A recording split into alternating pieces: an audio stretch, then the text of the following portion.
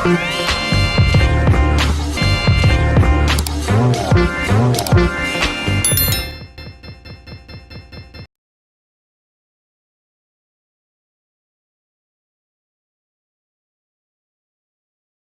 ini adalah kali pertama Yayasan Jangkar Kehidupan mengadakan acara seminar guru sekolah minggu atau bedah dan juga bedah buku ya.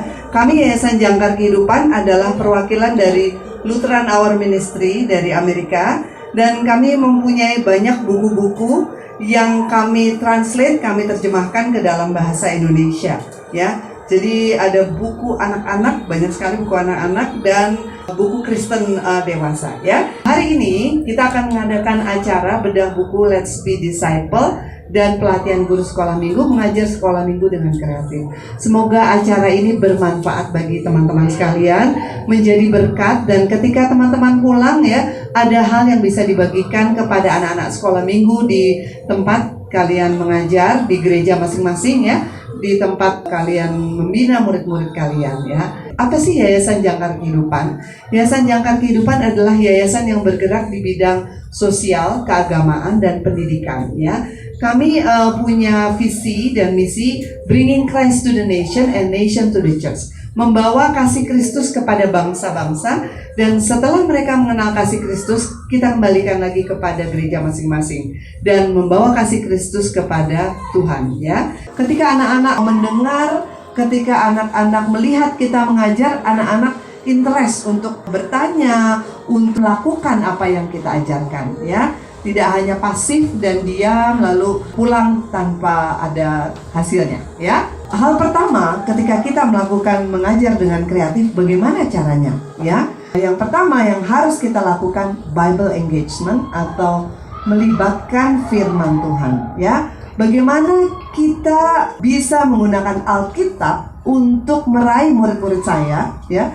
Ketika Alkitab menjadi pusat ya pelajaran kita, bagaimana Allah berbicara kepada kita ya. Jadi inti daripada mengajar kita pertama kali adalah Bible engagement ya, melibatkan firman Tuhan. Selalu firman Tuhan itu nomor satu ya, itu adalah pusat dari pengajaran kita ya. Ketika kita mau mengajar, semuanya intinya firman Tuhan itu tersebut ya. Dari mana, apa yang mau kita berikan kepada anak-anak ya, itu yang kita utamakan ya. Yang kedua yang harus kita pikirkan adalah berpusat pada murid ya. Maksudnya apa tuh berpusat pada murid? Kita selalu membiasakan diri kita adalah lecture base ya, guru dengan anak-anak ya. Jadi anak-anak mendengar saja ya. Jadi guru di depan kayak dosen ya. Jadi anak-anak hanya menerima. Nah, kita akan putar ya, kita berpusat pada murid. Apa sih berpusat pada murid? Ya, apa visual yang kita gunakan? Ya, apakah ada sesuatu yang bisa saya gunakan yang membuat lebih menarik? Ya, kayak video atau podcast atau suara karakter atau pakaian atau alat peraga lainnya. Kayak Jangkar biasanya menggunakan balon atau panggung boneka. Ya, sehingga murid-murid itu bisa tidak hanya mendengar, tapi mereka berdiri dan bergerak ya, ngerti maksud kita ya. Jadi murid-murid itu berbagi ide secara alami ya. Kita siapkan pertanyaan-pertanyaan untuk didiskusikan dan membiarkan murid-murid kita setelah mereka mengerti, dia mau mengajarkannya kepada orang lain ya. Serta bertanya kepada murid-murid ya. Kita tanyain lagi minggu depan, dengan siapa kamu berbagi ya, dengan siapa kamu cerita. Oh, saya cerita sama nenek saya, kakek saya cerita sama teman-teman saya. Jadi ada hasilnya ya. Ketika kita berikan itu kepada murid-murid kita ya, pusatnya adalah murid-murid. Jadi anak-anak tuh bukan menjadi objek, tetapi mereka juga jadi subjek ya. Yang ketiga adalah kita campur menjadi satu ya. Maksudnya apa nih? Bagaimana kita melibatkan ketiga area? Mata, telinga, tubuh ya. Ada anak-anak yang cuma melihat saja, mengertinya dengan melihat ya. Ketika kita pakai alat peraga, mereka ngerti ya. Alat peraga atau video atau baju-baju, dia mengerti. Tapi ada juga anak-anak yang nggak mengerti. Dia hanya mendengar. Kalau guru bercerita, dia hanya bisa mendengar ya. Mendengar, dia mengerti ya. Tetapi ada juga anak-anak yang tiga-tiganya bisa ya, bisa konsentrasi dengan matanya, dengan telinganya, dan tubuhnya ya secara keseluruhan. Nah, ketika kita hanya memusatkan perhatian kita kepada anak-anak yang fokus dengan matanya saja, artinya kalau kita kasih alat peraga dia fokus lihat ya. Sementara kalau kita nggak kasih alat peraga, mungkin dia tidak tertarik. Atau ketika kita fokus dengan anak-anak yang dengar saja ya. Kalau kita kasih alat peraga dia tidak terlalu fokus ya, tetapi anak-anak hanya mendengar ya, mendengar orang guru bercerita di depan dan dia mengerti apa yang diajarkan. Atau semuanya dia bisa, matanya bisa, telinganya. Jadi kalau kita hanya fokus kepada satu bagian saja, akhirnya apa? Tidak tercapai tujuannya ya. Jadi kita harus bisa tiga-tiganya ya, kita harus bisa mencampur tiganya. Mana anak yang bisa fokus dengan matanya aja, atau dengan telinganya, atau seluruh tubuhnya anak-anak bisa fokus ya. Kalau kita hanya satu part aja, kita akan kehilangan anak-anak tersebut ya. Jadi kita harus lihat ke seluruh bagian. Dengan demikian, GSM itu guru sekolah minggu ya, bisa mempersiapkan bahan-bahan pengajarannya ya. Kita ciptakan satu bahan pengajaran yang kreatif ya. Kita evaluasi dulu di bahan yang kita akan ajarkan buat anak-anak ini cocok nggak ya. Untuk yang matanya saja, apa telinganya saja, apa semuanya saja. Kita evaluasi, kita analisa, lalu kita terapkan. Bagaimana ketika kita mengajarkan pengajaran A, lalu kita berikan kepada murid-murid, apakah mereka fokus nggak ya? Apakah mereka dengar nggak ya? Apakah mereka mau melakukannya, berdiri dan bergerak ya, mau melakukannya? Ada enthusiasm, ada semangat ya, ada apa ya, gairah anak-anak ya, tidak hanya diam, loyo dan tidak peduli. Sehingga ketika anak-anak memahami, dia mengingat ya, kemarin saya belajar sekolah minggu sama ibu guru itu, wah benar-benar suatu yang baik ya. Saya punya pengalaman mengajar ketika saya SMA, lalu saya masuk kuliah, saya masih mengajar. Lalu kemudian ketika saya bekerja, saya mengajar lagi. Dan ketika saya pindah ke luar negeri, kebetulan saya tinggal di California 12 tahun, dan saya mengajar juga di sana ya. Saya mengajar di gereja Indonesia dan gereja luar negeri ya, gereja Amerika sendiri. Jadi saya melihat bagaimana antusias anak-anak ketika kita benar-benar ada engagement, ada keterlibatan kita dengan anak ya. Jadi ketika anak-anak datang pagi hari mungkin ya, kita sambut, kita tanya bagaimana kamu keadaannya selama 1 minggu ini, apa yang kamu lakukan ya. Kita berusaha untuk cari tahu apa itu anak. Jadi anak merasa diperhatikan ya. Wah, ibu guru saya perhatian ya sama saya ya. Sekedar basa-basi ya, tetapi kalau di luar negeri itu yang paling utama ya. Di Amerika itu ketika kita basa-basi dengan anak itu the most important thing ya. We have to chat with them. Kita chatting dengan mereka ya. Tanya kegiatan mereka, apa aktivitas mereka, apa yang disukai mereka, apa yang mereka galaukan ya. Itu kita perlu tanya sama anak-anak ya. Momennya itu seperti lampu ya. Kunci rahasianya apa ya? Yang pertama yang kita harus ingat, kenapa momennya seperti lampu? Lanjut Anthony.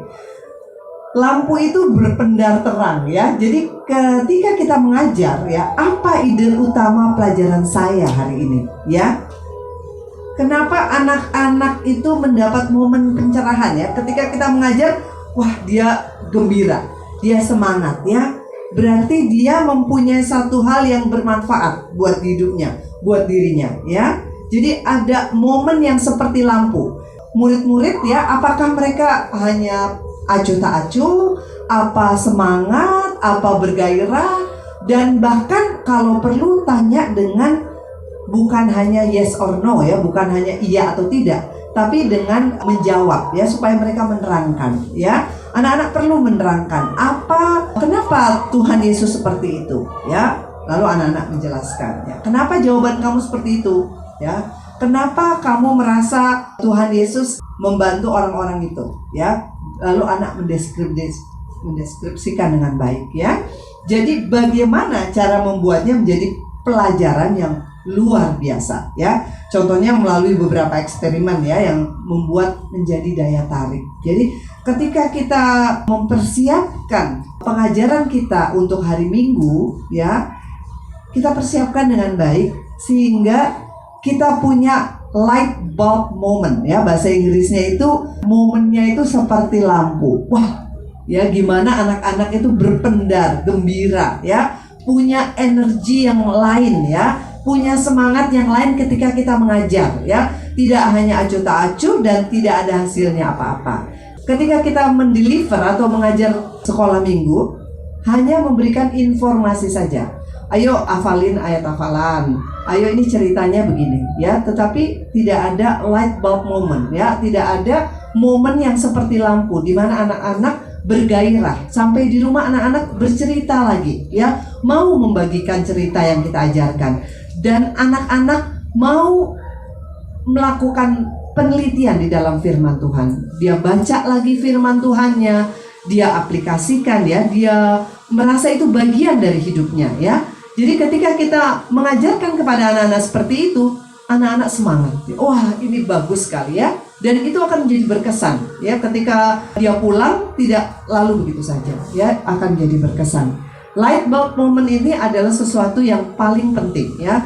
Jadi kalau kalian teman-teman mengajar, kalau anak-anak tidak mempunyai light bulb moment, kita introspeksi diri. Wah, berarti hari ini apa yang kita ajarkan kurang ya. Berarti anak-anak kita kayaknya loyo ya, tidak bersemangat ya. Harusnya apa? Nah, kembali lagi tadi yang nomor 3 itu ya, apa nomor 2 itu kita harus menganalisa ya. Apa sih yang harus kita siapkan? Apa yang harus kita ajarkan ya? Kita coba mengevaluasi ulang ya apa yang kita ajarkan ya. Jangan kita sudah puas, cukup di situ saja ya. Karena mengajar dengan kreatif itu butuh perjalanan ya, butuh perjuangan dan butuh proses ya. Nah, sekarang saya tanyakan lagi, gimana ya cara mengajarnya? Gimana tuh ya? Yang pertama yang harus kita lakukan, persiapkan hatimu ya, prepare your heart ya. Bukan hanya pikiran dan pengetahuan. Biasanya kalau teman-teman sekalian mengajar sekolah minggu, persiapannya hari apa tuh? Hari Minggu itu juga. Jadi ketika mengajar hari Minggu, siap-siapnya hari Minggu juga ya. Cocok nggak itu ya?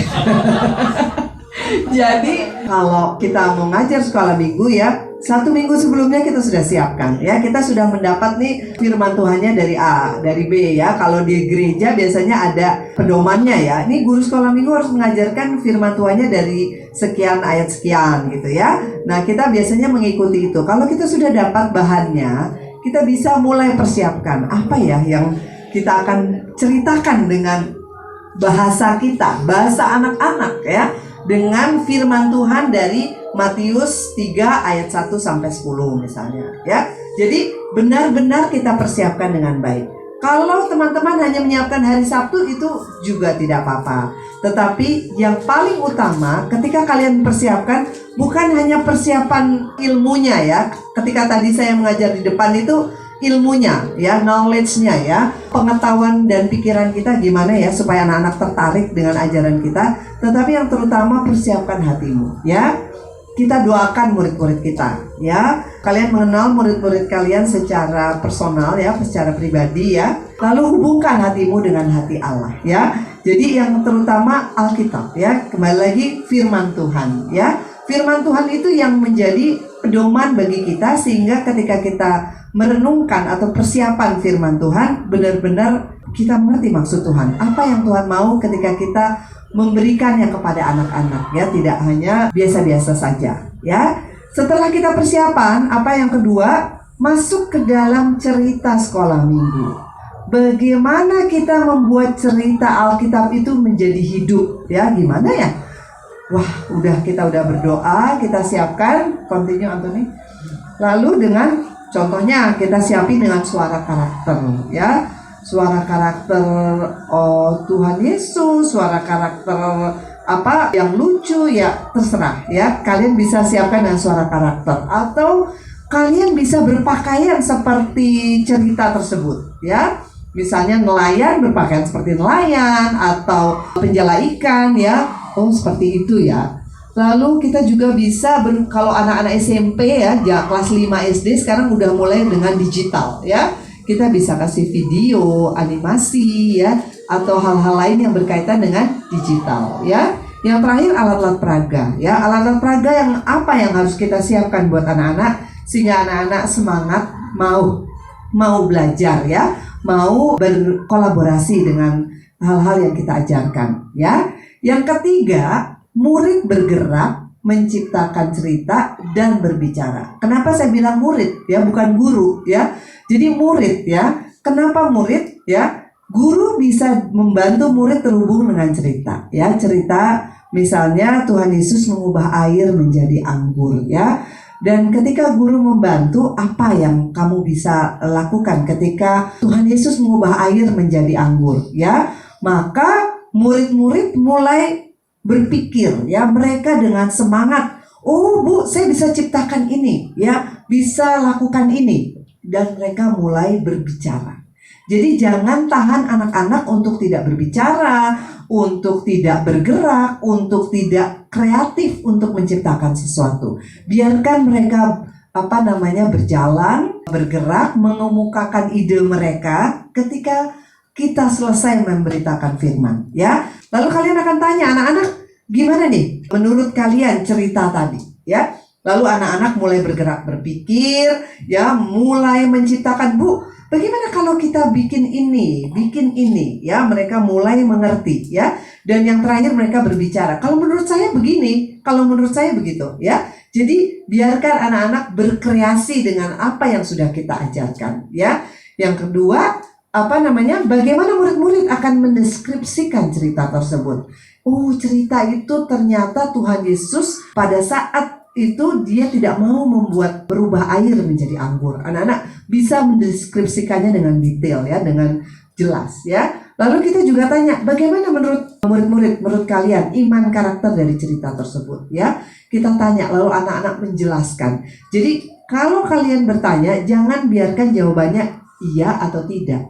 Biarkan anak-anak menjawab dengan penjelasan ya, penjelasan mereka. Itu artinya apa? Berhasil apa yang kita ajarkan ya. Anak-anak mengerti dan mau melakukannya ya. Yang keempat, fokus transformasi bukan hanya informasi. Tadi saya sudah katakan sebelumnya ya, transformasi adalah kuncinya ya. Transformasi itu perlu apa? Kasih dan waktu. Jadi ketika anak-anak mendengar firman Tuhan yang kita sampaikan ya, anak-anak bisa mempunyai ide ya. Oh, kehidupan saya ini seperti ini ya. Menurut firman Tuhan, apa yang harus saya lakukan? Saya tidak boleh lagi berbohong ya. Saya tidak boleh lagi mencuri ya, punya kakak saya atau punya teman saya ya. Jadi ada hal yang mereka mau lakukan, ada action ya, ada tindakan yang mereka akan lakukan ya. Jadi anak belajar mengenal kasih Allah. Kasih Allah itu bagaimana ya? Ketika mereka punyai satu tindakan ya, itu mereka sudah melakukan transformasi. Jadi bukan hanya informasi saja yang kita katakan kepada anak-anak ya, firman Tuhan, tetapi mereka tidak mengerti, tidak mau melakukannya. Jadi anak mengerti dan melakukan apa yang diajarkan guru sekolah minggu. Itu yang paling utama. Jadi fokusnya apa? Transformasi dan bukan hanya informasi. Kita nggak tahu masing-masing anak itu punya perbedaan karakter ya. Jadi masing-masing kalian harus perhatikan anak-anak murid kalian ya teman-teman. Jadi kalau anak-anak sudah punya tindakan yang berbeda, kita kasih reward. Wah, kamu sekarang udah berbeda ya. Ya. Rewardnya apa sih? Ya yang sederhana saja ya. Melakukan transformasi, perubahan karakter, perubahan iman, kita menghargainya dengan baik ya. Yang terakhir ini adalah pengaturan kelas ya. Pengaturan kelas itu juga penting ya. Ciptakan sesuatu yang sesuai dalam pengaturan kelas. Misalnya jumlah muridnya berapa, besar ruangannya bagaimana, pengaturan kursinya, tata letak mejanya, alat-alat tulis, alat peraga dan lainnya ya. Jadi modelnya kalau di Indonesia biasanya lecture class ya, dosen dengan murid begini ya. Coba sekali-sekali kita buat per kelompok ya, 5-5, atau kita buat kita di tengah, anak-anak melingkar ya. Jadi bikin setiap minggu dengan kreasi kita supaya anak-anak tidak bosan. Kita ciptakan sesuatu yang sesuai dengan pengaturan kelas kita supaya anak-anak tidak boring ya. Kayak di sekolah aja nih. Kalau misalnya mereka ke sekolah minggu ya, akhirnya mereka jadi boring ya, malas dan tidak mau lagi ke sekolah minggu. Tetapi kalau kita menciptakan sesuatu yang berbeda ya, dari sekolah biasa, mereka Senin sampai Jumat ya sudah ke sekolah. Lalu hari Minggu harus sekolah minggu. Aduh bosen ya sekolah minggunya gitu-gitu aja. Nah mulai sekarang teman-teman sekalian mulai berpikir gimana ya supaya pengaturan kelasnya menarik ya, supaya ada light bulb moment ya, momen pencerahan ya, anak-anak tertarik dengan apa yang kita ajarkan ya, anak-anak dapat pembelajaran yang berarti, anak-anak punya transformasi iman ya, berubah karakternya, sifatnya ya, dan hal-hal itu tidak hanya instan ya, tidak hanya gampang ya, lewat proses ya, lewat kasih, lewat waktu ya. Kadang-kadang ada guru-guru yang tidak sabar, ini anak bandel banget ya, males deh saya ngajar dia gitu ya, saya nyerah deh, saya bilang. Ada juga guru yang seperti itu ya, nyerah, saya pindah kelas aja, pindah yang lain aja, saya nggak mau ngajar yang ini karena ini terlalu berat bagi saya. Tidak ada yang berat ya, ketika anak masuk ke sekolah minggu dia mau belajar firman Tuhan. Artinya apa? Kita harus punya perhatian ya, punya nilai lebih buat anak tersebut. Berarti anak itu mau meluangkan waktunya mendengar firman Tuhan. Lalu kita kasih perhatian juga buat anak. Kita nggak mengerti ya kehidupan di rumahnya bagaimana, keluarganya seperti apa ya. Jadi yang harus kita lakukan, ayo kita buat light bulb moment ya, momen pencerahan seperti lampu di mana anak-anak semangat gembira datang ke sekolah minggu ya, dengan hal-hal yang positif, hal-hal yang membuat transformasi iman buat anak-anak. Sehingga ketika pulang dari sekolah minggu, mereka tidak hanya tinggal diam, tetapi mereka share. Share itu artinya apa? Membagi ya, membagi firman Tuhan yang sudah kita sampaikan, tidak hanya di mulut tetapi mereka bagikan. Waduh, tadi sekolah minggu gurunya bercerita mengenai ini. Wah, saya senang sekali. Ibu guru itu menceritakan bagaimana kita harus berbuat baik. Kita tidak boleh mencuri, kita tidak boleh berbohong misalnya ya. Lalu anak-anak itu mulai berubah karakternya, mulai berubah sifatnya ya. Nah, light bulb moment mulai terjadi buat anak tersebut.